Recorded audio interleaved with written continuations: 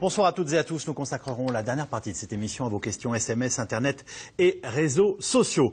On ne peut pas produire quand il n'y a pas de commande. C'est ce qu'affirme cet après-midi l'un des dirigeants d'ArcelorMittal à nos confrères du journal Le Monde. Dans le même entretien, il affirme par ailleurs que sans hauts fourneaux, le site a pourtant un avenir. Rappelons que la suppression de 629 postes est en jeu et que même l'Est républicain consacre sa première page à ce qu'il appelle la fin d'une filière d'excellence. Nous avons donc intitulé cette émission « Il était une fois la sidérurgie française » et voici les invités qui ont accepté d'y participer en direct comme chaque soir. Dominique Gillier est secrétaire général de la Fédération des mines et de la métallurgie au sein de la CFDT. Vous êtes vous-même ancien ouvrier d'une entreprise sidérurgique. Ce matin, même la CFDT a de nouveau demandé des garanties de pérennité des activités et de l'emploi pour Florange. Elie Cohen est économiste, directeur de recherche au CNRS. Vous enseignez par ailleurs à Sciences Po et je rappelle votre livre Penser la crise, paru aux éditions Fayard. Guylaine Ottenheimer est-elle rédactrice en chef du magazine Challenge. Votre journal faisait sa une cette semaine avec une photo du patron de la Banque centrale et ce titre « Ouf, l'euro a gagné ». Enfin, Nicolas Bouzou est lui aussi économiste, directeur d'études à l'Université Paris 2 Assas. Votre dernier livre, La jeunesse aujourd'hui, est édité chez Odile Jacob avec Luc Ferry. Est-ce que c'est la fin de la sidérurgie française, Elie Cohen? Non, certainement pas. Ou alors c'est la énième fin. Je me souviens, depuis que j'ai commencé à m'intéresser à l'économie industrielle, on parle de la crise de la sidérurgie et de la restructuration de la sidérurgie. Si vous voulez, en 74, en 78, en 82, en 86, on n'a pas cessé de connaître des plans de restructuration de la sidérurgie. Et ce qui est très intéressant à noter, c'est que pendant près de 20 ans, on a multiplié les restructurations et en fait, on avait conservé à peu près la même capacité de production. Ce qui veut dire qu'on a fait d'immenses gains de productivité dans le secteur. Non, ce à quoi on est en train d'assister maintenant, c'est à une chose très précise, c'est à la mort des hauts fourneaux lorrains, c'est-à-dire des hauts fourneaux qui sont au cœur du territoire. Parce que tous les développements des hauts fourneaux se font aujourd'hui en site côtier, ce qui est normal, parce que les premiers développements des hauts fourneaux s'étaient faits sur des gisements de charbon et de mines de fer qu'on avait sur place. Et puis avec le temps, ces gisements se sont épuisés et on a substitué du charbon et du minerai de fer importé. Quand on importe du charbon et du minerai de fer, il vaut mieux être près de là où on reçoit ce charbon et ce minerai de fer, c'est-à-dire dans des sites côtiers. Donc j'insiste, vous nous dites il y a un avenir à la sidérurgie française à partir du moment où elle se fait à un coût raisonnable, en tout cas dans une économie mondialisée, et où c'est une activité qui par définition se fait dans un port. Enfin, je veux dire, non, il y a deux choses à distinguer. Alors, voilà. Il y a, si vous voulez, l'activité de haut fourneau, c'est-à-dire la phase liquide, la phase chaude de la production sidérurgique. Là, ce dont vous avez besoin essentiellement, c'est d'être à proximité d'approvisionnement de charbon et de fer, parce que ça représente 70% du coût de la tonne fabriquée. Donc, vous n'allez pas vous mettre au cœur d'un territoire, sauf si, au cœur de ce territoire, vous avez l'approvisionnement. Ça, c'est le premier élément. Mais après, pour tout ce qui est... Mais nous sommes importateurs aujourd'hui. On les a plus, les minerais. Exactement. Je comprends très bien la logique qui a présidé à voilà, ces grandes maisons. Mais c'est pour ça que quand j'étais étudiant déjà, on m'expliquait que l'avenir de la sidérurgie dans l'activité au fourneau, ça se faisait en site portuaire et c'est pour ça qu'on avait déjà à l'époque développé Fos. Non, ce qu'il y a aujourd'hui, pourquoi on a un débat sur Florange ? Ce sera l'objet d'un troisième reportage, je le dis tout de suite. Voilà. Pourquoi on parle de Florange aujourd'hui ? C'est parce que c'est un site intégré où il y a à la fois des hauts fourneaux et en même temps de la transformation et de la transformation de qualité puisque vous avez toute une série de produits plats et notamment de produits plats destinés au secteur de l'automobile et il y a même une filière d'excellence qui s'est développée dans la transformation sidérurgique avec ces nuances d'acier qui sont de qualité qui sont réclamées par le secteur de l'automobile. Donc ce qui est sur la table aujourd'hui, c'est la fermeture de 2 vieux hauts fourneaux qui n'étaient plus du tout compétitifs dans un univers surcapacitaire et au contraire le maintien de la première et deuxième transformation d'acier à travers les activités aval de ce cycle. Est-ce que ça veut dire que ce sont les hauts fourneaux, et je dis bien les hauts fourneaux lorrains, qui sont condamnés? Voilà, exactement. Ce sont les hauts fourneaux lorrains qui sont condamnés. Et on tire un trait dessus. Pourquoi on débat dans ce cas-là? Parce qu'il y a une confusion qui s'est installée dans le débat, je crois, sur le fait qu'on avait à Florange un site intégré et que dès lors qu'on mettait en cause les hauts fourneaux, on mettait en cause l'ensemble de la filière sidérurgique. D'où d'ailleurs la question que vous m'avez posée sur la disparition de la sidérurgie. Or, je prétends que pour ce qui est de la transformation, pour ce qui est de l'activité acier plats spéciaux, les nuances d'acier destinées à certains secteurs d'activité, ce qui compte, c'est la proximité des utilisateurs, c'est-à-dire des industries consommatrices, c'est-à-dire essentiellement l'automobile. Or là, autour de Florange, vous avez les grands manufacturiers allemands, les grands manufacturiers français. Et là, l'idée de proximité fait sens pour les produits transformés. Par contre, pour ce qui est de la production primaire, ce qu'on appelle la phase liquide, c'est-à-dire la phase de haut fourneau, là, ce qui est décisif, c'est la proximité d'un port, parce que sinon vous devez transporter le charbon et le minerai de fer vers ce haut fourneau, et ça vous renchérit le coût de 20% à peu près. Peut-être qu'un jour on exportera tout l'acier déjà fait et on se contentera, nous, de le transformer, non? Alors, non, justement, parce que nous avons développé des compétences avec le temps sur des nuances d'acier qui sont particulièrement adaptées à tel ou tel usage industriel. Mais vous avez raison. Donc il y a un vrai savoir-faire français. Il y a un vrai savoir-faire. Le jour où on perdra ce savoir-faire, alors oui, vous avez raison. Mais aujourd'hui, non, nous avons ce savoir-faire. Et pour de nombreuses années, d'après vous? Ah non, mais il faut développer notre recherche, il faut innover, il faut qu'il y ait une articulation permanente entre les sidérurgistes et les industries utilisatrices pour chaque fois précéder les usages, pour trouver peut-être des substituts à de l'aluminium ou à d'autres types de supports. Donc c'est une guerre permanente, c'est une innovation permanente et c'est une articulation permanente entre producteurs et grands utilisateurs. Je vous pose la même question qu'à Eli Cohen, Dominique Gillier. Est-ce qu'il y a un avenir pour la sidérurgie française? Et si oui, laquelle et où? Oui, et y compris pour un site intégré à Florange, filière chaude, filière froide. Alors, le groupe Mittal avance l'idée de la surcapacité pour justifier sa décision. Or, pour ça, il se base sur les points bas de la production sidérurgique en Europe au cours des dernières années. Or, nous, il nous semble qu'on est à peu près à pas loin de 190 millions de tonnes en période moyenne. Et donc, il y a encore beaucoup de marge. Bien sûr, actuellement, on est à 150 millions de tonnes par an. Donc, on est déjà à un point un peu meilleur qu'en 2009, mais quand même encore un point bas. Donc, on réfute cette idée de surcapacité. De même, sur la question... Je reprends ce que j'estime être la phrase clé de l'entretien de M. Biafar, donc vice-président d'ArcelorMittal aujourd'hui dans Le Monde. Il dit « on ne peut pas produire quand il n'y a pas de commande ». Ça semble difficilement réfutable. Non, parce qu'il y a de la commande et surtout, il va y en avoir dès lors qu'on aura une certaine reprise. Et ce qui risque de se passer, c'est qu'à ce moment-là, on n'ait pas suffisamment de production d'acier liquide et qu'on soit obligé d'importer. Il ne faut pas oublier que depuis 2008, il y a eu près de 40 millions de tonnes an qui ont été supprimées en Europe. Donc il y a déjà eu des rationalisations importantes par rapport à l'hypothèse des surcapacités. Nous, on pense qu'il faudra être prêt. Et vous savez, la sidérurgie, aujourd'hui, il n'y a plus de stock comme on connaissait par le passé. Donc il faut être prêt immédiatement quand la demande arrive. Sinon, c'est le recours à l'importation. Et on n'est pas sur des outils qu'on peut redémarrer comme ça. Il y a un savoir-faire séculaire derrière tout ça. Donc on ne peut pas compter réinstaller ces outils. Et notamment pour faire les produits modernes dont parlait Eli Cohen il y a quelques instants. Mais absolument. Bon, cette idée de la sidérurgie sur l'eau, évidemment, elle est très ancienne d'abord et elle est pertinente.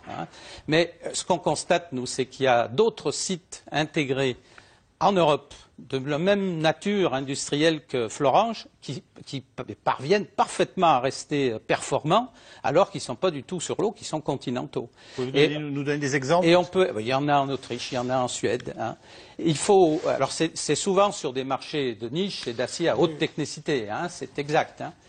Mais Florange est tout à fait de cette nature. De même que l'idée du prix du transport du minerai et du charbon, ça devient de plus en plus relatif avec l'augmentation du prix des minerais qui relativise le prix des transports. Et il ne faut pas oublier que Florange a un très gros atout comme site continental, c'est qu'il est très proche de ses clients qui sont en Europe centrale et notamment en Allemagne. Donc les transports, vous savez qu'on transporte du minerai ou qu'on transporte de l'autre côté des produits semi-finis pour aller sur les sites de construction automobile, il y a un coût de toute façon. Et là, on est plus près des sites de l'automobile. Alors justement, avant d'en revenir à l'actualité de Florange, on va faire un petit peu d'histoire de notre sidérurgie. Longtemps, les grands maîtres des forges furent français, Schneider, Wendel, un secteur qui poursuit son développement, bien entendu, après-guerre. Ce sont les 30 Glorieuses, puis surviennent les chocs pétroliers successifs, Denain, Longwy, le Creusot. Les sites les ferment les uns après les autres, suscitant bien entendu la colère des sidérurgistes français. Pas un gouvernement n'ignore ce dossier, mais la crise et l'industrie des pays émergents continuent, eux, d'attaquer notre industrie sidérurgique. Clémence Delabaume et Guillaume Biraud. Un chapelet de cheminées fumantes. Début 20e, la sidérurgie triomphe, Les maîtres de forge, comme on les appelle, installent leur puissance. Les Schneider au Creusot, les Wendel en Lorraine. À l'époque, les usines se dressent comme des cathédrales et autour d'elles s'étalent des cités ouvrières, propriétés des barons de l'acier. On n'a pas prévu d'hôpital qui puisse subsister en dehors de la maison de Wendel. Et supposons qu'elle veuille déménager chez les églises à Fos, eh bien, il n'y aura pas d'église ici. Tous les villages seront débarrassés de leur église, de leurs écoles. Il n'y aura plus de chemin, il n'y aura plus de forêt s'ils emmènent tout. Vous comprenez? Tout est à eux. Qu'est-ce que Wendel possède? Il possède, disons, l'initiative des choses. Il a pris aux individus tout esprit d'initiative. Les maîtres de forge ou la toute-puissance? Car la sidérurgie est alors un secteur porteur. Chemin de fer, armement ou encore bâtiment, l'acier, symbole de modernité, est partout. Et même dans les produits de consommation après la Seconde Guerre mondiale. Dans les années 50 et 60, on mesurait le progrès et le développement d'un pays en fonction de la tonne d'acier produite. Maintenant, ce serait plutôt les connexions Internet. À l'époque, c'était là. Et donc, cette phase de croissance continue, tout le monde l'anticipait, tout le monde surinvestissait en termes de capacité. C'est la fabrication de Fos, l'usine de Fos qui est un train à bande, celle de Dunkerque. Et quand le retournement se fait en 73, eh bien, c'est la catastrophe. 1973, premier choc pétrolier. Sur fond d'automatisation et de concurrence internationale, la demande d'acier s'effondre. Les usines, elles, ferment. Exemple à Donin, considérée comme la plus grande usine d'Europe. 1979, c'est une révolte sans précédent. Un déchaînement de violence dont il ne reste 10 ans plus tard que les stigmates. C'est triste à voir. On a ressenti ça ici comme un véritable coup de poignard, je pense. Oui, un coup de poignard, un coup de massue, tout ce qu'on veut, mais je pense que c'est surtout l'amour-propre, la fierté des gens qui ont été atteints. Mettre fin à la lente agonie de la sidérurgie, éteindre le feu social. Fin des années 70, le politique réagit. On est avant les élections législatives et donc il y a un problème politique. Là aussi, la politique n'est jamais très loin dans la sidérurgie à l'époque. Le gouvernement de droite à l'époque de Raymond Barre a peur de perdre les élections et donc à la fois pour éteindre le feu social et en même temps anticiper une éventuelle perte, on invente un plan de pré-retraite et de sauvegarde de l'emploi où en gros on va payer les gens à ne rien faire. Plan de sauvegarde de l'emploi, puis nationalisation sous l'ère Mitterrand, l'État s'engage. Une bouffée d'oxygène de courte durée car en 2006, Arcelor est la cible de l'Indien Mittal Steel. Une OPA hostile, une attaque prévisible. On voit Arcelor qui a racheté Dofasco, le Canadien. Bon, on ne doit pas être étonné un jour aussi que nous, il y aura de la convoitise et qu'on sera pris dans cet étau de la mondialisation. Je ne dis pas que c'est fatal, mais quelque part, bon, c'est leur logique, c'est la mondialisation. C'est eux qui l'ont mise en place. Et aujourd'hui, ils s'étonnent d'être les victimes. Aujourd'hui, les nouveaux hommes du fer ne se trouvent plus en France ou en Allemagne, mais en Asie, en Inde, en Corée, au Japon ou encore en Chine. Alors on a une question qui est la suivante et un commentaire en même temps. Le poids de ce secteur dans l'économie est faible. Pourquoi insister et persister dans l'erreur au nom du savoir-faire français? Qu'est-ce que vous en pensez, Guylaine Ottenheimer? Est-ce que ça peut être présenté comme ça? Moi, je pense que c'est un peu comme ça. On est dans une économie de marché, vous êtes bien d'accord. Il y a un monsieur qui s'appelle monsieur Mittal, qui est bien ou qui n'est pas bien, mais qui a un groupe qui a un taux de rentabilité de 1,7, c'est pas des 15% de rentabilité, et qui a un endettement assez énorme puisque sa capitalisation boursière, ce qu'il vaut sur le marché, est l'équivalent de ce qu'il a en dette. Bon. Quand il a repris ses sites, Grandange et Florange... Il vaut ses dettes, en fait. Voilà, il vaut ses dettes. Ça, c'est drôle. Il voulait... c'était une période d'expansion. Oui. Et effectivement, il pensait pouvoir produire de l'acier et répondre à la demande. Et puis, il y a eu l'effondrement. La demande française, en un an, d'acier a chuté de 50%. Par rapport à l'époque où il a acheté, où il a pris ses sites, la production d'acier en Europe a baissé de 25%. Alors, on peut faire les chiffres dans tous les sens, mais c'est une tendance. Ça peut remonter, bien sûr. Maintenant, vous avez le site de Florange, où il y a, comme l'a très bien expliqué, il y a les fourneaux, où on fait l'acier brut, là on transforme le minerai dans des grands rouleaux, et puis après il y a la transformation. Ces deux hauts fourneaux sont vieux, il faut faire des investissements, ils ont fermé depuis longtemps, donc on sait qu'un haut fourneau qui a fermé depuis longtemps, ça coûte assez cher de les remettre en état. Et à côté, il a à Fos et à Dunkerque non seulement des sites qui sont près de la mer, ce qui facilite l'échange, mais c'est surtout qu'ils sont beaucoup plus modernes, beaucoup plus rentables, avec une bien meilleure capacité. Ils peuvent transformer beaucoup plus d'acier à la fois, ce qui fait qu'effectivement, comme ça coûte très cher en électricité, etc., pour transformer, ben plus vous avez de production, plus vous avez de rentabilité. Donc pourquoi est-ce qu'il va garder ces deux hauts fourneaux qui aujourd'hui sont dans un tel état après la fermeture, etc., il y en a un qui est noyé, etc., pourquoi est-ce qu'ils vont les garder? Et maintenant, vous avez ce rapport qui est là depuis juillet sur le bureau de Montebourg, où tout est dit. Pourquoi est-ce qu'on attend maintenant pour raconter des bobards aux gens? Parce que même les ouvriers sur place et les ingénieurs savent très bien qu'on ne peut pas reprendre juste les deux fourneaux qui sont intégrés dans tout le site qui appartient à Mittal, où il y a effectivement la production d'acier lourd, et puis après tous les aciers spéciaux pour l'automobile, les canettes de bière, etc. Bon. Voilà, alors on fait croire aux gens qu'on va sauver ces deux hauts fourneaux parce que c'est un symbole. Et puis, moi, j'ai l'impression que le ministre du redressement productif passe son temps à vouloir éteindre le feu d'entreprises qui sont ou d'entreprises ou de sites ou de bouts de sites qui sont condamnés, alors qu'on a en France des tas d'endroits où on fait des technologies modernes, où on cherche à employer des gens, où ça marche. Je parle par exemple de la vallée de l'Arve, où on fait de la mécanique de haute précision qui exporte avec des bons salaires. Voilà, ils devraient aller là, pousser ces gens-là au lieu de... Vous savez combien il y a par jour de création d'emplois chaque jour en France? Dites-nous. 10 000. Et là, c'est combien? 679 et postes. Et combien il y aura de licenciements secs? 0. Je crois qu'il y a en tout cas, c'est ce qu'affirme ArcelorMittal. Je crois qu'il y a une réponse quand même à ça. Pourquoi est-ce qu'on en débat? Parce qu'évidemment, au niveau macroéconomique national, ça peut paraître insignifiant. Mais pour un territoire, c'est quelque chose qui est absolument colossal. Parce qu'en réalité, c'est pas 600 emplois, c'est 600 emplois, plus les sous-traitants, plus les restaurants, plus les hôtels, plus les commerçants, plus les agents immobiliers, plus les coiffeurs, etc., etc.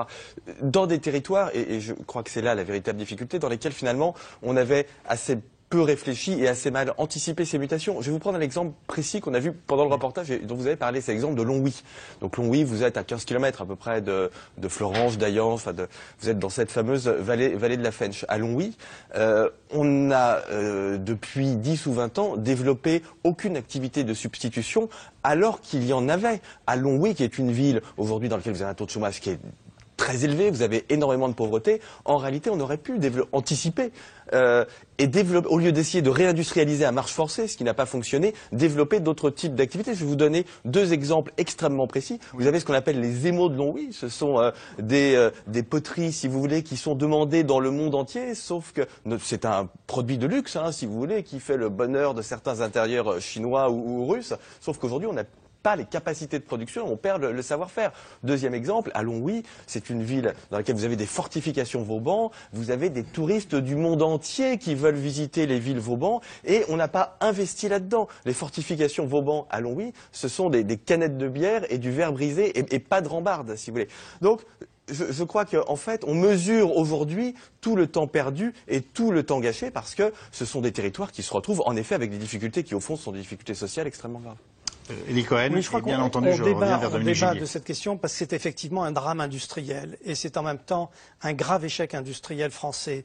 Souvenez-vous, au début des années 2000, on a assisté à la constitution d'un grand groupe européen sidérurgique sous direction française. C'était Arcelor qui, après les fusions diverses avec Arbed, Aceralia, etc., avait constitué un grand groupe sidérurgique. Et la grande stratégie qui avait été définie à l'époque par Francis Mer, c'était d'aller vers l'aval, c'était d'aller vers les nuances les plus fines, les aciers les plus spéciaux. Et il considérait que tout l'amont, c'est-à-dire les mines de fer, la première transformation de l'acier, etc., ça devait être abandonné à des pays low cost ou à des usines qui étaient des usines de masse qui étaient installées sur des gisements de fer ou de charbon. Et donc toute cette stratégie-là était entièrement orientée vers l'idée de la haute valeur ajoutée. Oui.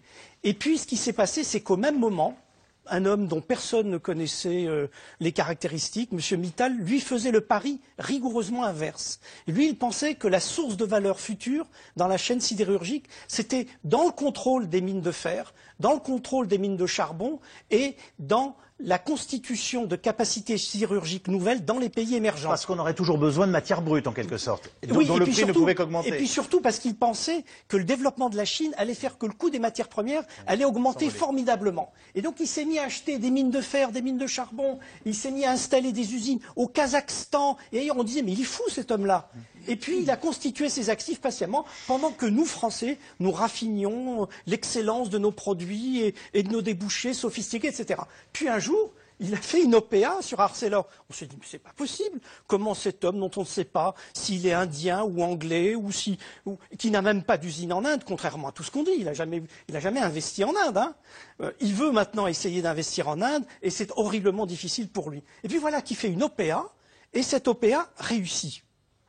Ça, c'est absolument étonnant. Et il va faire la preuve, pendant quelques années, que le choix qui avait été le sien, c'est-à-dire de miser à la fois sur l'amont de la filière et sur l'extrême aval de la filière, était le bon choix. Et puis, comme ça a été dit tout à l'heure, il a été rattrapé par la crise. Mais il ne faut pas se raconter d'histoire. Le sort des hauts fourneaux de Florange était scellé il y a 10 ans déjà. Je veux dire, Francis Mer voulait déjà s'en débarrasser.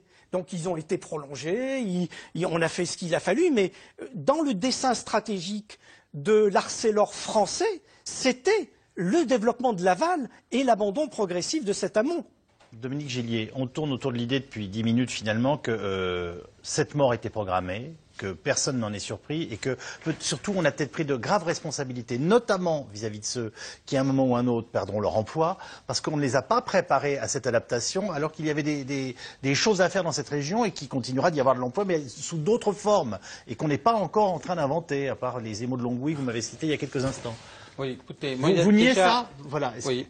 Il y a une chose qui me choque toujours un peu, c'est qu'on parle toujours de la sidérurgie comme d'une vieille industrie. S'il y a eu quelque chose de positif dans la longue restructuration de la sidérurgie française, c'est de parvenir à une sidérurgie tout à fait performante, y compris le site de Florange. Parce qu'en fonctionnement, l'ensemble du site, oui. En fonctionnement normal, le site intégré de Florange, y compris les hauts fourneaux, est aussi performant que les hauts fourneaux de Dunkerque. Donc il ne faut pas croire qu'on est là face à une vieille industrie périmée, dépassée. Pas du tout. Alors évidemment, quand il y a la moitié, quand il y a beaucoup d'installations qui ne fonctionnent pas, évidemment, le poids des coûts fixes fait tomber la productivité. Il vient de vous poser une question intéressante qui est pourquoi on ferme Florange et pas Dunkerque dans ce cas-là? Parce qu'il y a de la place. Il y a de la place pour les deux. Pourquoi voulez-vous fermer Dunkerque? Nous, on ne dit pas qu'il faut sauver Florange et fermer ailleurs. On pense qu'il y a une place pour les hauts fourneaux à Dunkerque, comme à Florange, comme à Fos. Enfin, Florange ne produit plus depuis 14 mois et ça n'a gêné personne. Oui, parce qu'on est dans une période, encore une fois, de basse activité. Mais qui vous dit cette période ne durera pas. Mais qui vous dit, regardez dans une Europe déprimée, regardez autour de vous, il y a de l'acier de partout. Mais il y a de l'acier partout. Il faudra bien le trouver quelque part. Oui, voilà. Donc c'est ce que vous êtes en train de nous dire. Il faut aller le chercher là-bas. Mais non, mais pas du tout. Regardez les 5 premiers producteurs mondiaux. Il y a ArcelorMittal et puis après il y a 4 Chinois. Il n'y a plus un seul Européen. Et alors, mais parce que tout simplement, pour ça qu'il faudrait abandonner les potentiels de développement, ils ne sont pas dans la vieille Europe. Attendez, la consommation européenne, elle on n'abandonne pas l'industrie à alimenter les hauts fourneaux européens. Le risque, c'est ces fermetures d'installations qui nous amèneront à l'importation, à être obligés à perdre notre autonomie en matière d'acier. Mais si l'importation d'acier primaire est plus efficace et moins coûteuse, pourquoi voulez-vous l'interdire? Et qui vous le dit? Alors après, je voudrais rajouter quelque chose sur Florange et sur sa performance. Il y a encore pas longtemps, puisque vous parlez d'entrepreneurs, il y a quand même 48 compagnies en Europe, dont une certaine partie, c'est des sidérurgistes, qui étaient prêts à investir à Florange pour développer le projet Ulcos. Alors, est-ce que vous croyez que des entrepreneurs prendraient un tel risque s'ils ne croyaient pas en la pertinence économique d'un site comme Florange? Donc, c'est bien la preuve, et c'est pas ancien, ça, hein, je remonte pas... Dominique Gillier, notre industrie automobile traverse une crise qui n'est pas que française, mais qui est spécifique, en tout cas, en particulier pour les voitures de la région, puisque je pense bien entendu à Peugeot et à Sochaux.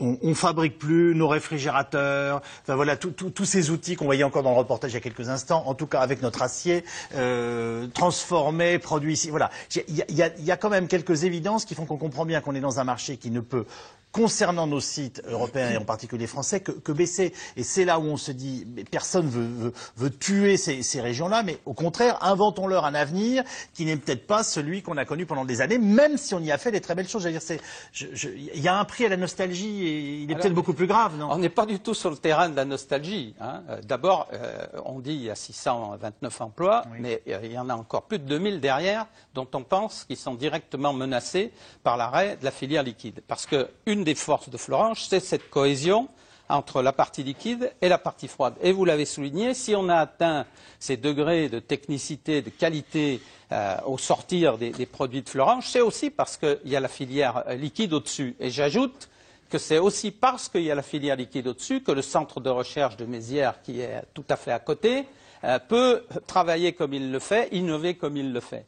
Et une fois cette partie liquide fermée, c'est directement la partie froide qui, selon nous, sera menacée, et y compris d'ailleurs le centre de recherche de Mézières. Donc on ne partage pas cette idée qu'on pourrait se passer du jour au lendemain de ces deux hauts fourneaux, et ce n'est pas par un esprit nostalgique, c'est avec des arguments industriels qu'on soutient le maintien de ces outils.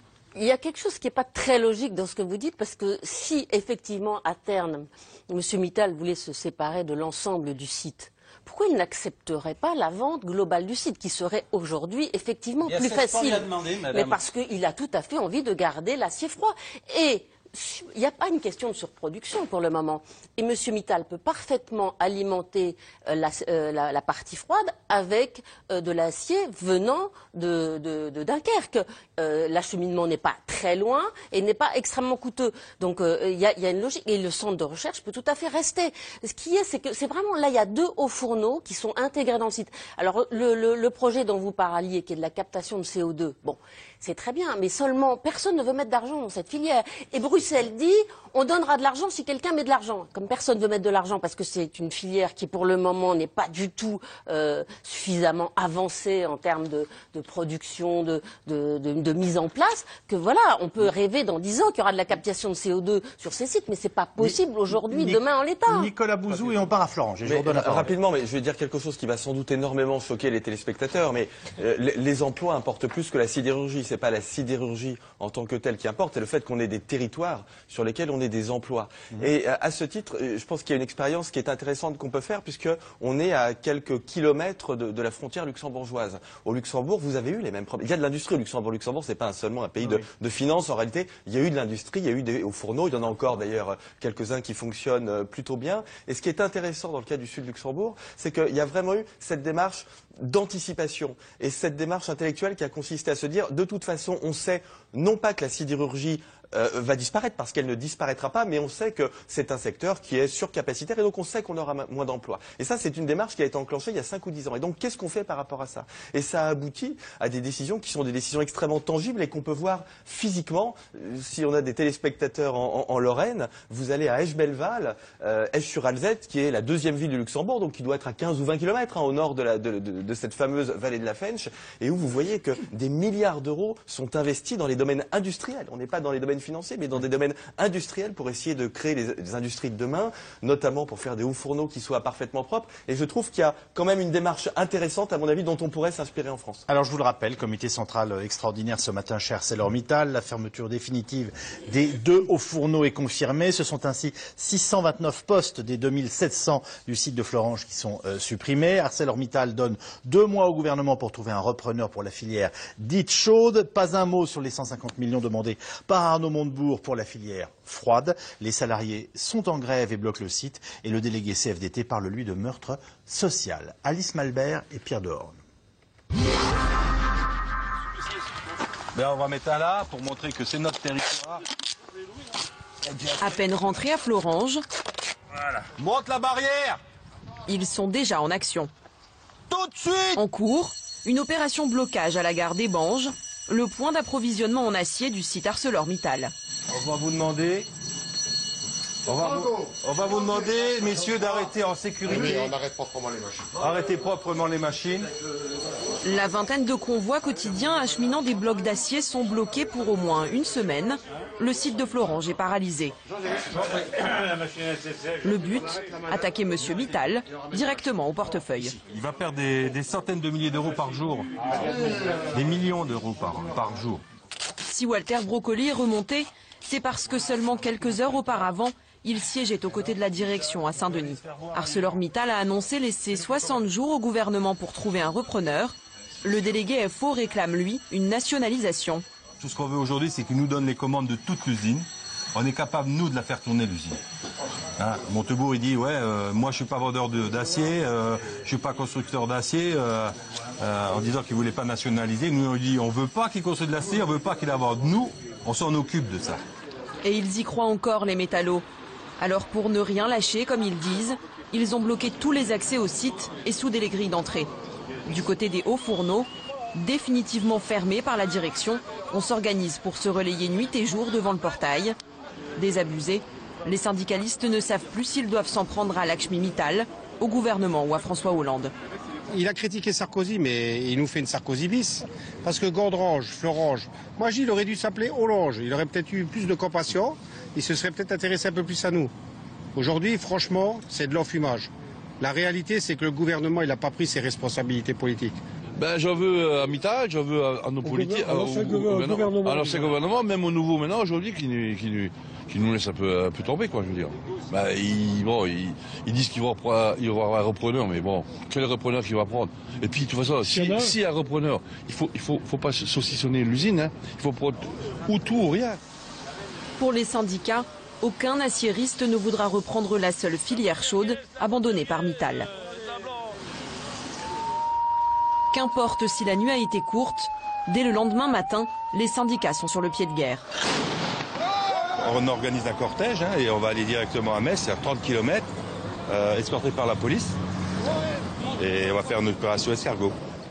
Direction le comité d'entreprise extraordinaire à Metz, à 20 km/h.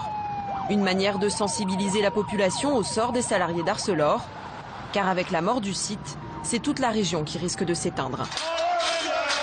Devant le siège du groupement des entreprises sidérurgiques et métallurgiques, l'ambiance est pour le moins tendue.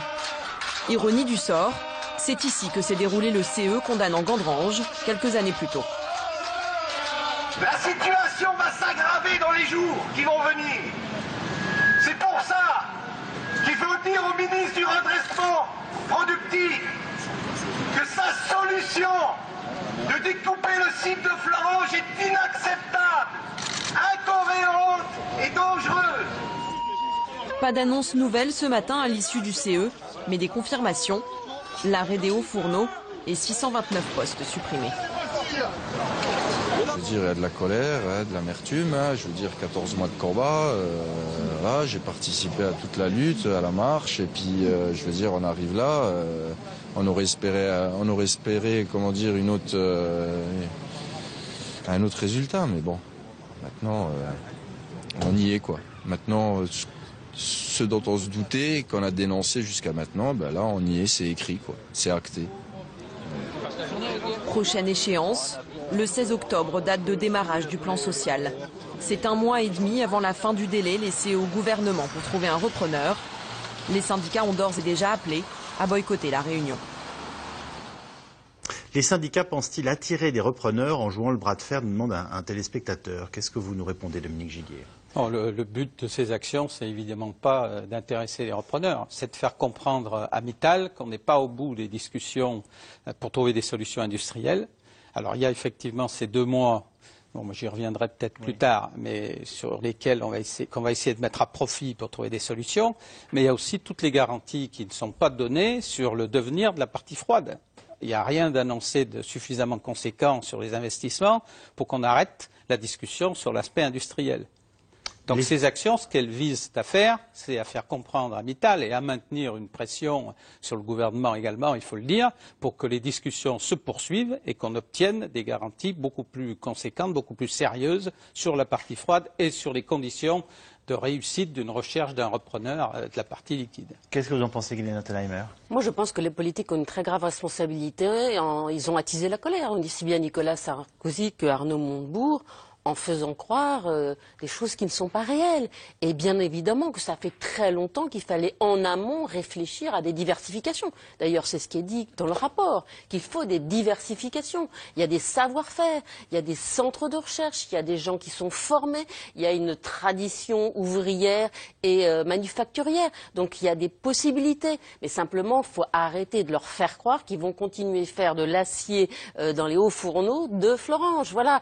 Alors maintenant, je comprends leur colère, mais simplement si les politiques faisaient un peu plus de pédagogie, un peu plus d'anticipation, au lieu de juste penser à la prochaine élection, c'est dramatique. On comprend aujourd'hui leur colère. Élie Cohen. Oui, j'avoue que je ne comprends pas très bien la stratégie d'Arnaud Montebourg, si vous voulez. J'ai vraiment pas compris quelle était sa démarche. Il a dans un premier temps, effectivement, laissé croire que seule, et c'est ce que laisse entendre ce rapport, que seule une stratégie mal conçue et mal mise en œuvre avait abouti à la difficulté actuelle du site. Il insiste sur le fait que Lakshmi Mittal n'a pas investi, qu'il s'est servi des dividendes importants, qu'il avait une dette excessive et que c'est tout ça qui a abouti au fond à un abandon du site. Or, c'est pas ça la vérité. La vérité, on vient de l'approcher à travers la première phase de notre débat, c'est qu'il y a des problèmes structurels de Florange et notamment de la partie chaude de ce site. On l'a dit à plusieurs reprises et j'ai rappelé tout à l'heure que Francis Maire déjà songeait à se défaire de cette partie-là. Bon, donc ça, ce sont les données objectives. Mais la logique, je rappelle qu'il a non seulement dirigé Arcelor, mais qu'il a été aussi notre ministre de l'économie. Absolument. Mais donc, si on critique la stratégie de M. Mittal, si on dit que la stratégie de M. Mittal était capitaliste, court-termiste, inacceptable, et qu'on dit, nous, l'État, on va s'occuper du dossier, ça veut dire logiquement qu'on va nationaliser et qu'on va rendre ce site productif, dynamique, et qu'on va maintenir un site intégré. Or, ce n'est pas du tout ce qu'il dit. Il dit, l'État n'est pas compétent pour faire de la sidérurgie, et ajoute-t-il, par le passé, les expériences de contrôle public n'ont pas été un très grand succès. Il a raison, non? Attendez, mais on ne comprend plus rien, là. Bon. Et il ajoute qu'en plus, il n'a pas d'argent pour le faire. Alors, je ne comprends pas. Il critique ceux qui ont géré, il fait appel à de nouveaux gestionnaires, et lui, en même temps, l'État, il dit « j'ai pas d'argent, et de toute manière, quand j'interviens, je gère mal ». Comment voulez-vous comprendre quelque chose à cette stratégie de l'État? Donc, effectivement, il a joué avec le feu, et il a maintenant la colère, et qui est une colère légitime. Alors, à partir de là, qu'est-ce qu'on fait? Bon, je crois qu'il y a 2 choses importantes, et ça vient d'être dit. D'une part, on essaye de faire semblant de chercher un repreneur pour les hauts fourneaux, mais on sait bien qu'il n'y aura pas de... 2 mois, là, c'est bidon, d'après vous. Il n'y aura pas de repreneur pour les hauts fourneaux. Ou alors, pour de mauvaises raisons. Ou alors, s'ils le reprennent, c'est parce qu'on les aura tellement payés pour les reprendre que ça s'appellera une commandite publique et ça n'aura aucun avenir industriel. Donc, à mon avis, on ne le fera pas. Je pense quand même que l'État a encore dessous de raison, donc on ne le fera pas. Donc ce qu'il faut maintenant, c'est au contraire... La nationalisation, elle est exclue. Montebourg l'a exclu lui-même. Donc, mais est-ce qu'elle est absurde? Je vous pose la question, sincèrement. Mais non, mais il l'a exclu. Il a dit. J'entends bien. Non, ce qu'il pourrait faire, c'est trouver un repreneur qu'il financerait complètement. Et donc, ce ne serait pas une nationalisation, ce serait ce que j'appelle une commandite publique, c'est-à-dire une entreprise qui serait facialement privée, mais qui en fait serait totalement publique par ses financements. On peut imaginer un dispositif de ce type. Par le passé, Ça a été beaucoup pratiqué dans la période. Mais là, je parle de 2012 dans l'économie qui est la nôtre, avec les contraintes qui pèsent sur ce secteur. Non, une nationalisation pure et simple, non, je n'y crois pas. Je n'y crois pas. Mais on peut avoir, je vous dis, l'effet équivalent. Donc ça, c'est pour les hauts fourneaux. Et à mon avis, il n'y a pas beaucoup d'avenir pour ces hauts fourneaux. Par contre, pour la partie froide, moi je crois véritablement qu'il y a des compétences, il y a un avenir, il y a un site performant. On rappelle ce qu'est la partie froide, excusez-moi. C'est toute la transformation de l'acier et la fabrication notamment d'acier de nuances adapté à différents usages industriels. Et notamment de la tôle, c'est ce qui va être utilisé dans la construction automobile. Absolument. Absolument. Et d'ailleurs, Lakshmi Mittal, les profilés, tout ce genre de choses. Et d'ailleurs, les emballages. Lakshmi Mittal a affirmé que l'une des raisons majeures pour lesquelles il avait racheté Arcelor, c'était à cause de ces compétences-là qu'il n'avait pas dans son groupe et qu'il avait voulu ajouter à son groupe. Donc je ne vois pas pourquoi il fermerait. C'est bien la preuve, excusez-moi, qu'on a des ouvriers français avec un savoir-faire dans des domaines bien spécifiques. Remarquable. Et qui font même venir à eux des gens comme Mittal. Absolument. Il n'a pas fait semblant quand il est arrivé. Absolument. Mais raison de plus pour conserver et développer cet actif et non pas pour le fermer. Donc moi je ne vois pas. Donc que les syndicalistes négocient pied à pied pour avoir des garanties, etc. Je trouve ça parfaitement légitime et je trouve en plus que c'est appliqué à un objet industriel qui fait sens. Il le mérite. Donc allons-y et que l'État aide les syndicats dans cette démarche, ça me semble tout à fait valable. Par contre, qu'on arrête de croire aux vieilles lunes et qu'on ne fasse pas des démonstrations creuses sur le caractère éternel des hauts fourneaux lorrains. Nicolas Bouzou. Je crois que depuis le début, il y a un malentendu sur le rôle de ce que devrait être le ministre du redressement productif. Parce que, alors évidemment, je vais enfoncer deux portes ouvertes très rapidement, mais l'économie française, comme toutes les économies développées, fait face à un double choc, qui est un choc d'innovation. On est au début d'un cycle d'innovation qui est majeur, et bien évidemment un choc de mondialisation. Et dans cette période, vous avez des phénomènes, ce qu'on appelle de façon un peu technocratique, des phénomènes de destruction créatrice. Mais en gros, vous avez une nouvelle économie qui remplace une ancienne économie. Alors les Chinois, qui sont assez forts pour ça, ont un proverbe qui dit on entend l'arbre qui tombe, mais on n'entend pas la forêt qui pousse. Et la difficulté avec le ministre du redressement productif, mais c'est pas que lui d'ailleurs, parce qu'en réalité c'est une tradition française, il en a toujours été comme ça, depuis qu'il existe des ministres de l'économie, c'est-à-dire depuis Sully, en réalité on essaie d'empêcher l'arbre de tomber, alors qu'on devrait plutôt se préoccuper de laisser pousser des arbres. Et le ministre du redressement productif, vous savez, il y a eu beaucoup d'ironie quand on a nommé un ministre du redressement productif, mais je trouve que c'est une ironie mal placée, parce qu'il devrait être numéro 2 du gouvernement et avoir un rôle extrêmement important, puisque ça recouvre des questions de coût du travail, des questions d'innovation, des questions territoriales, et en réalité, on voit bien qu'il est cantonné dans un rôle qui consiste à empêcher cet arbre de tomber, ce qu'il ne peut pas faire. Question, d'abord, les salariés qui sont confrontés là, à leur 14e mois de fermeture, c'est ça? Comment ils font pour vivre? Oui, mais comment ils font pour vivre? Bon, heureusement, on a en France un système de protection sociale qui garantit des ressources, mais elles ne sont pas égales pour tous les salariés. Il y a en particulier des activités qui gravitent autour des hauts fourneaux où le niveau d'indemnisation est moindre. Donc ça crée, sur 14 mois, ça finit par créer qui paye? C'est Mittal qui paye? C'est pris en charge en partie par... Une partie d'entreprise, une partie l'UNEDIC et l'État. D'accord. Mais je veux dire, peut-être que si pour le coup prêt tombe vraiment, ceux qui, j'allais dire, subsistent encore avec ce que vous venez de décrire en chômage partiel, demain ils vont se retrouver dans une situation bien plus grave. Et là aussi, j'ai envie de vous dire, si ces hauts fourneaux sont condamnés, même, j'allais vous dire, si ce n'est à court terme, à moyen terme, il est clair qu'on doit inventer un avenir à cette région et aux salariés qui s'y trouvent. Enfin, je vous avoue que je ne comprends pas. Alors d'abord, la Lorraine, ça n'est pas que la sidérurgie, ça a été vrai, fut un temps, mais il y a beaucoup d'autres activités industrielles aujourd'hui, notamment dans l'automobile, donc c'est pas que la sidérurgie. Si on en arrivait à cette fermeture et qu'il y a effectivement les suppressions d'emplois annoncées, bien entendu qu'il y aura des discussions sur les conditions d'accompagnement et de maintien d'un emploi pour les gens concernés. Mais ce qui est grave, c'est qu'il y a beaucoup d'emplois qui gravitent autour de ceux d'ArcelorMittal, et là, on craint fort que les choses ne se passent pas du tout de la même manière. Donc il faudra qu'on prenne en compte aussi ces emplois périphériques. Vous avez mis en cause le gouvernement. Moi je crois que, alors Montebourg est assez grand pour se défendre, c'est pas moi qui vais faire pour lui. Je crois qu'il y a effectivement une chose qu'on ne peut pas nier, c'est qu'il y a eu une politisation de ce dossier. Mais s'il y a eu politisation de ce dossier, le groupe Mittal n'y est pas pour rien. Quand on est dans un groupe où pendant 14 mois, alors qu'on nous fait ces annonces, il n'y a absolument aucune discussion avec la direction du groupe.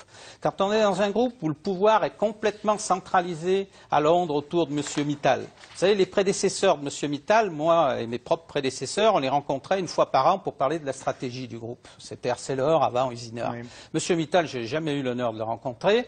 Tout au plus, j'ai vu une fois les grands directeurs de division. Quand on sait que les administrateurs salariés ont été supprimés dans ce groupe, comment voulez-vous qu'une confiance et qu'un dialogue en amont des problèmes s'instaure quand on est dans ce type de gouvernance? Donc Mittal doit aussi s'interroger sur cette question, parce que si ce dossier s'est politisé comme il s'est politisé, c'est aussi parce qu'il y a défaillance de l'entreprise en matière de dialogue social. Nous allons maintenant partir à Fos-sur-Mer, où vous allez le voir, l'acier français résiste, mais évidemment au prix d'efforts de productivité absolument permanents. Cet été encore, Lakshmi Mittal a menacé de fermer un haut fourneau si le prix de la tonne d'acier ne baissait pas de 50 €. Sur place, on dit évidemment se sentir solidaire du site de Florange et on fait remarquer que le redéploiement de certains emplois pourrait se faire de la Moselle vers les Bouches-du-Rhône. Margot Chouraki et Dominique Lemarchand. À Fos-sur-Mer, les deux hauts fourneaux tournent à plein régime et pourtant la peur subsiste. Selon la CGT, la direction menace d'en fermer un si les coûts de production ne baissent pas de 50 € par tonne d'acier. Plane sur notre tête en termes de salariés, globalement, la baisse des coûts fixes. Et dans la baisse des coûts fixes, sont concernés en direct l'ensemble des salariés.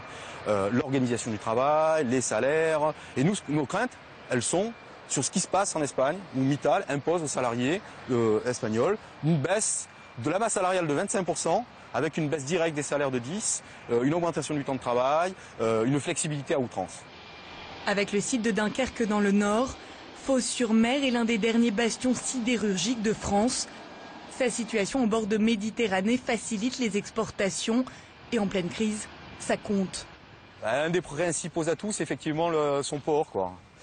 Son port en eau profonde qui peut accueillir des minéraliers de grande capacité, jusqu'à 200 000 tonnes, des tirants d'eau importants, avec y compris, là aussi, pour pouvoir expédier un quai de chargement assez important.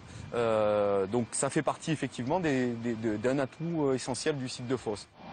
Un site rentable, de quoi rassurer des salariés qui se sentent souvent menacés par leur direction. On est dans le CNDC, on est au comité d'établissement d'ArcelorMittal Fos. Mais pourtant ce matin, le moral des métallos est en berne. Le géant de l'acier vient d'annoncer la fermeture des deux hauts fourneaux du site jumeau de Florange. Aujourd'hui on est un petit peu à plat. On reste avec le souffle coupé, en sachant qu'il y a plus de 600 emplois qui sont en danger. Alors ça peut paraître un chiffre dérisoire, mais 600 emplois, c'est 600 familles. On découvre le massacre qu'organise aujourd'hui le consortium ArcelorMittal. Pour l'instant, le site de Fos-sur-Mer tire son épingle du jeu avec la fermeture de Florange, alors que l'un ferme, l'autre va devoir recruter. Toutes les directions des départements nous disent qu'ils doivent embaucher. Ils ne peuvent plus tenir, il faut des embauches.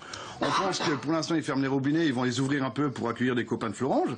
De toute façon, s'ils font pas ça, je vois pas comment va nous, ici, faire tourner nos outils quand même. 130 d'embauches ne suffiront pas. Il en faut au moins le double pour un peu sortir la tête de l'eau. Sachant qu'il y a 4 ans, on a fait partir près de 450 personnes en départ volontaire. C'était toutes les personnes qui étaient à un certain âge, qui avaient le savoir-faire, le savoir de l'usine. Michel Caruso, lui, en avait de l'expérience. Il fait partie de ces salariés qui ont accepté le plan de départ volontaire en 2009 et en 2010. En touchant le chômage et une indemnité équivalente à 17 mois de salaire, il y avait tout intérêt. Quand on a donné beaucoup dans une entreprise, puisque je l'ai vu naître, elle ne fonctionnait pas quand j'y suis rentré, et qu'on se dit qu'on n'a plus besoin de vous, d'un coup, de manière aussi brutale et dans un nombre aussi important, on se demandait vraiment à quoi on servait en fait. Voilà. Les heures passées, on se demandait pourquoi on avait passé tant d'heures à essayer de faire fonctionner cette usine, puisque du jour au lendemain, on nous disait on n'a plus besoin de vous, si vous voulez, vous pouvez partir. Voilà, on l'a pris un petit peu comme un affront, quoi. Je pense que beaucoup de gens ont eu cette amertume-là. Ce mécanicien des hauts fourneaux est arrivé en 1973, à l'âge de 21 ans dans l'usine. Mémoire vivante du site, il a été le témoin de la première coulée d'acier.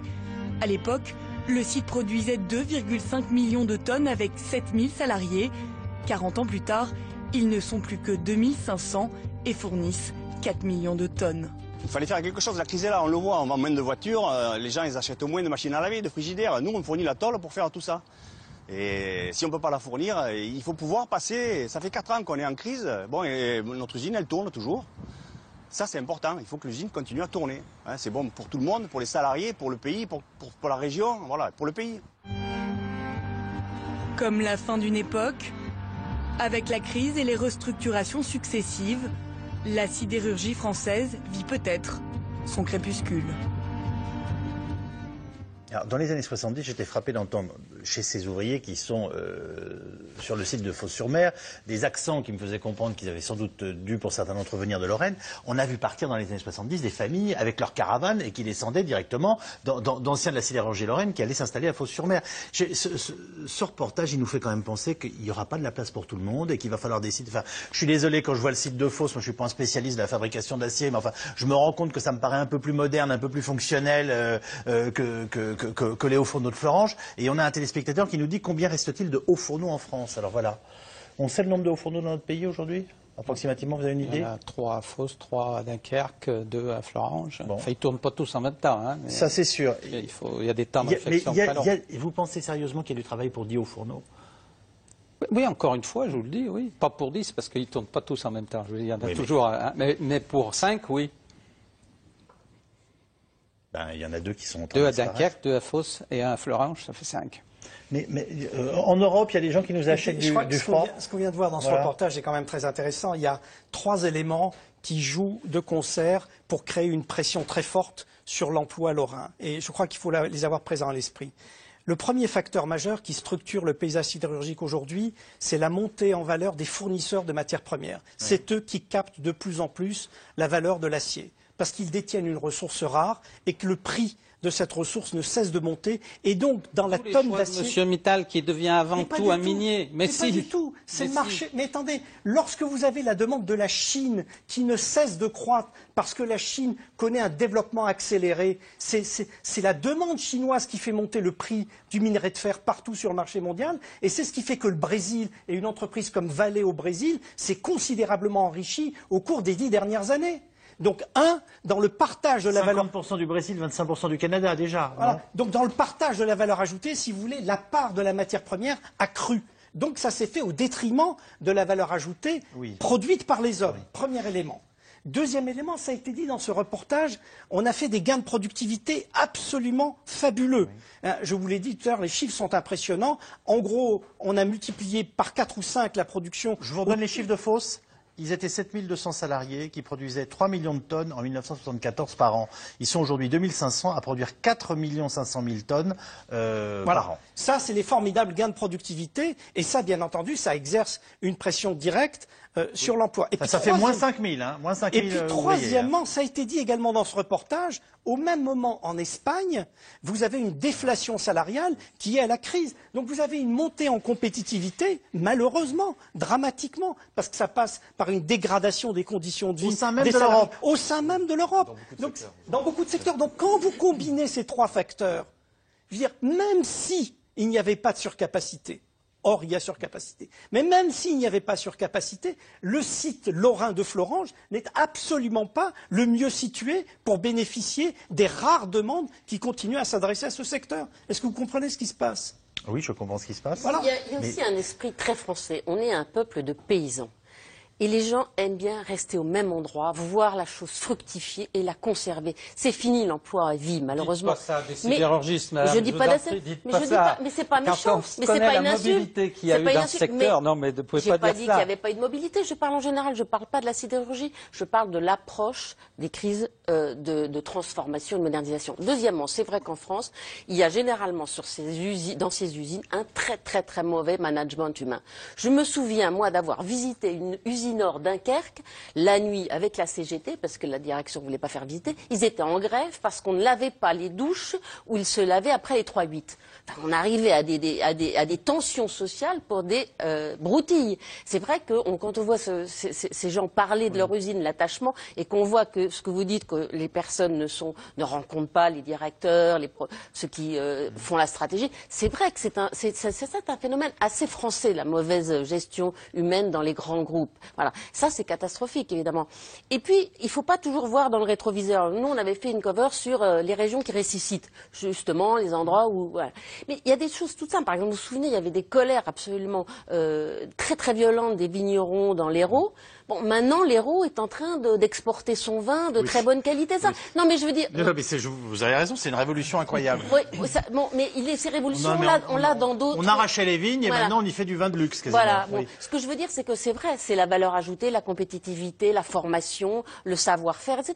Donc il y a un potentiel formidable en Lorraine, c'est évident, mais simplement, au lieu de... comme vous le disiez, de s'accrocher à l'arbre qui va tomber un jour de toute façon, faisons pousser des nouvelles pépinières. Et il y a des tas de choses à faire. Nicolas Bouzou. Oui, je crois que ça pose aussi beaucoup la question de la territorialisation des politiques. Parce qu'au fond, notre affaire, elle est surtout dramatique pour la Lorraine. Oui, parce qu'au minimum, on comprend bien qu'il y a une génération, voire une génération et demie, qui est sur le point d'être sacrifiée. Mais oui. Alors. Et d'ailleurs, on voit déjà des flux migratoires. C'est-à-dire que vous voyez que les régions qui sont les régions les plus industrielles, ce sont donc celles qui perdent le plus d'emplois. Vous voyez que déjà la démographie commence à évoluer. Le solde migratoire de la Lorraine est négatif. Le solde migratoire de la Champagne-Ardenne, qui est aussi en réalité une région industrielle, est négatif. Et je crois que là aussi, on doit avoir un sujet de réflexion en France qui est celui de la politique industrielle que l'on peut mener au niveau des régions. Il est absurde de mener le même type de politique industrielle pour l'ensemble de la France. Alors ça aussi, c'est un héritage historique, alors là, qui pour le coup remonte même avant Henri IV, mais c'est très important. C'est comme ça, c'est la façon dont on le fait aujourd'hui dans la quasi-totalité des pays du monde développé. En Allemagne, les politiques industrielles, elles sont très territorialisées parce qu'en effet, en Lorraine, vous avez une ressource, c'est ce savoir-faire. En Italie aussi. En Italie aussi. Et donc, ça demande une politique qui soit propre à la Lorraine et aujourd'hui, l'organisation territoriale et les moyens des régions ne le permettent pas du tout. Je suis tout à fait d'accord avec ce que vous dites. Hein. Malheureusement, on n'a ni les institutions, ni toujours les acteurs pour ça. Heureusement, du côté des collectivités territoriales, les régions en particulier, je crois qu'il y a vraiment une prise de conscience importante. Du côté des industriels, quand on est avec des patrons de PME qui ont un attachement au territoire et qui sont surtout sur un territoire, on sent aussi qu'il y a une volonté. Mais quand on est face à des multinationales, tout ça compte très peu. D'ailleurs, est-ce que vous avez entendu dans les annonces du groupe ArcelorMittal qu'il allait y avoir quelque chose par rapport au territoire? Rien du tout. Ce n'est pas leur problème. Donc, je vous rejoins tout à fait sur cette question, mais ça, il faudrait que ça s'accompagne d'une politique d'incitation. On a essayé de le faire dans l'automobile, avec la fameuse charte automobile. On a un mal fou à concrétiser sur les territoires des solutions en termes d'emploi, de revitalisation. Alors que c'est là, les marchés de l'emploi, vous savez, ils sont locaux. Oui. Hein, même s'il y a de la mobilité, ils sont essentiellement locaux. C'est là qu'on pourrait agir. Que ce soit l'automobile, que ce soit la sidérurgie, que ce soit quand on est dans des phases d'ascension, comme on connaît aujourd'hui dans l'aéronautique. Le vice-président d'ArcelorMittal, il vous dit aujourd'hui, nous ne voulons que personne ne reste au bord de la route. Entre les retraites, les pré-retraites, la mobilité, la formation, nous avons de nombreuses possibilités à offrir et nous pensons possible d'éviter tout licenciement. Est-ce que c'est pas ça dont il faut discuter avec eux? C'est certainement quelque chose qu'il faudra discuter quand on aura les garanties sur le devenir de l'outil. Parce que, encore une fois, il y a les 629, mais il y a tous ceux qui restent. Hein. Donc on ne va pas se laisser grignoter par petits bouts. Et on passe aux questions SMS. Actuellement, fabrique-t-on encore quelque chose à Florange? Tout demande un téléspectateur. Et si oui, quoi?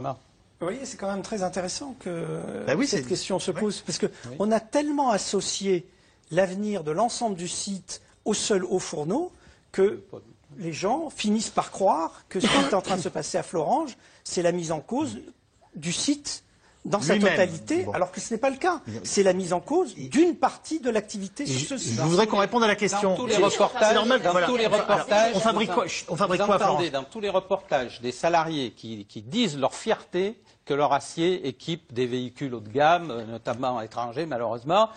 Et ça, voilà ce qu'on fabrique. De la tôle pour l'automobile, de la tôle pour l'emballage, les canettes, ce qu'on boit en boîte métallique, beaucoup aussi de production pour d'autres secteurs industriels, pour fabriquer des cuves, des bidons, même des casseroles.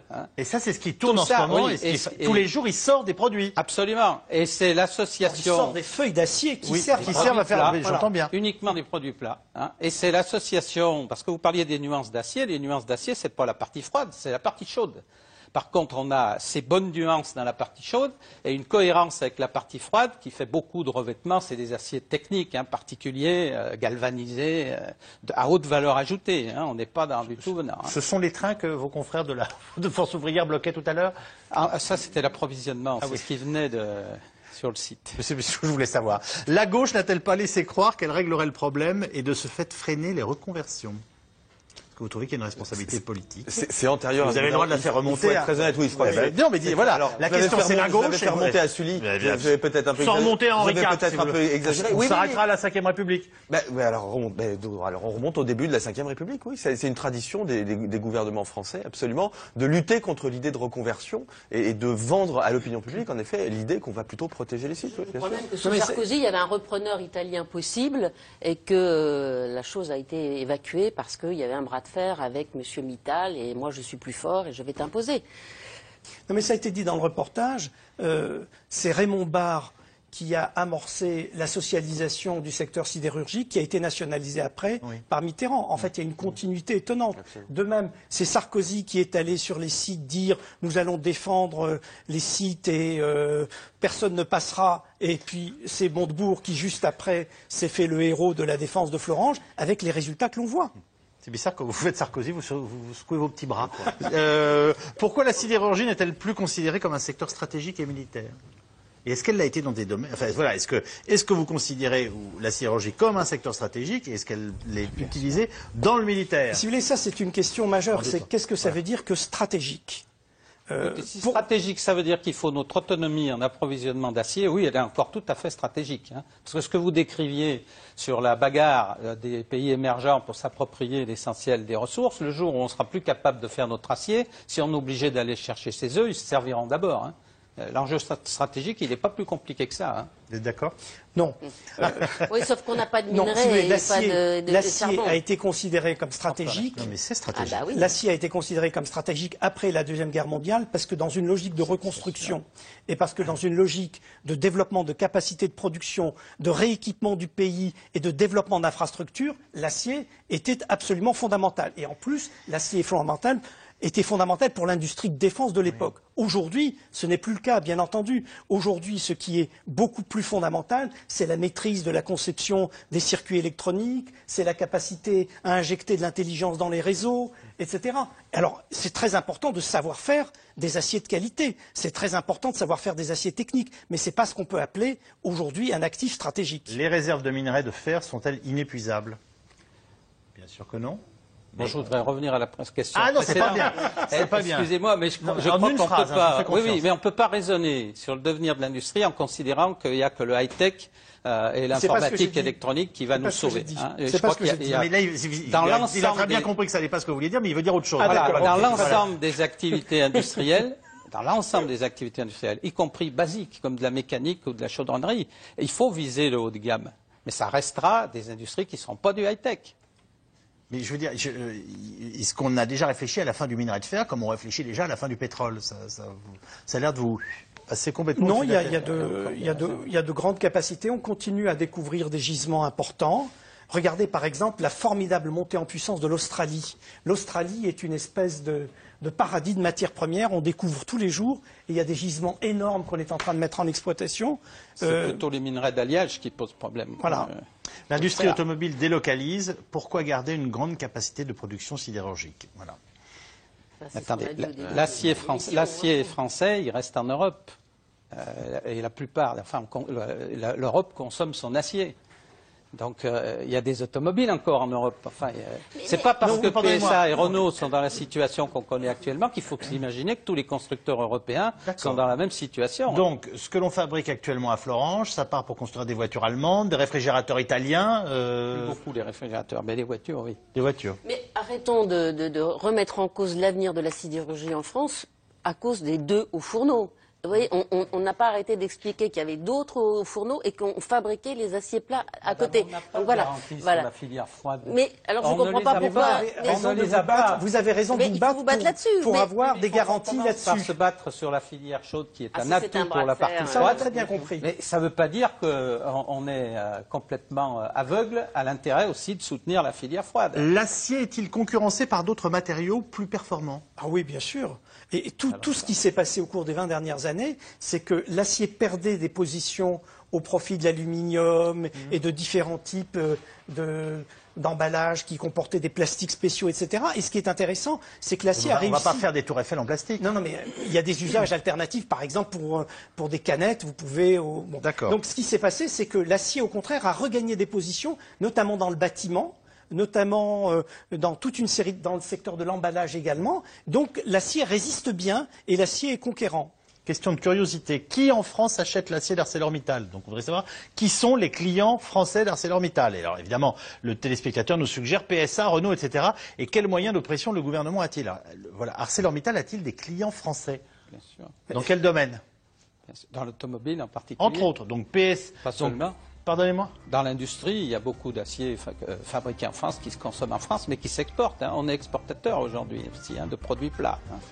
La fermeture de ce site est prévue depuis longtemps. Néanmoins, les syndicats s'obstinent. Pourquoi, nous demande un téléspectateur? Vous avez 10 secondes pour lui répondre. D'abord, ce n'est pas de l'obstination. C'est qu'on pense qu'il faut discuter pied à pied des choix qui sont faits par des propriétaires d'une entreprise, alors qu'il n'y a pas que l'intérêt des propriétaires qui compte.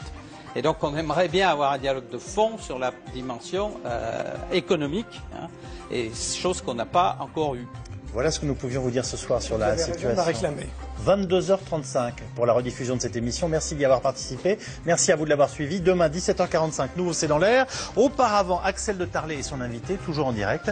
Bonne soirée, à demain. Merci.